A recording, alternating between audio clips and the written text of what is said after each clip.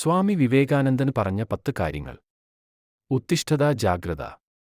എഴുന്നേൽക്കൂ, പ്രവർത്തിക്കൂ, ലക്ഷ്യം നേടും വരെ യത്നിക്കൂ. ഭാരതം. സ്വാമി വിവേകാനന്ദന്റെ ഈ സിംഹഗർജനം കേട്ടാണ് നൂറ്റാണ്ടുകൾ നീണ്ട അടിമത്തത്തിന്റെ ആലസ്യത്തിൽ നിന്നും ഉണർന്നത്. യുവതലമുറയ്ക്കു വേണ്ടത് ഇരുമ്പിന്റെ മാംസപേശികളും ഉരുക്കിന്റെ ഞരമ്പുകളും അതിമാനുഷമായി ഇച്ഛാശക്തിയുമുള്ള യുവതലമുറയാണ് നമുക്കാവശ്യമെന്നായിരുന്നു സ്വാമിജി കരുതിയിരുന്നത്. സത്യമാണ് വലുത്. ചെന്നെത്തുന്നതെവിടെയെങ്കിലുമാകട്ടെ സത്യത്തെ തന്നെ പിന്തുടരുക. ഭീരുത്വവും കാപട്യവും ദൂരെ കളയുക. ധനവും പദവിയുമല്ല വേണ്ടത്.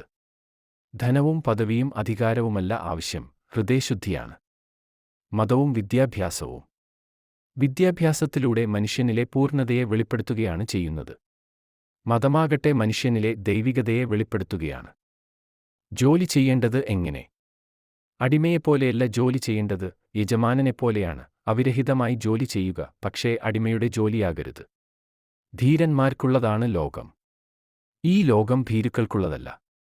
ഓടിയൊളിക്കാനും നോക്കേണ്ട. വിജയത്തിന്റെയും പരാജയത്തിന്റെയും കഥ മറക്കൂ. അവനവനെ വിശ്വസിക്കുക.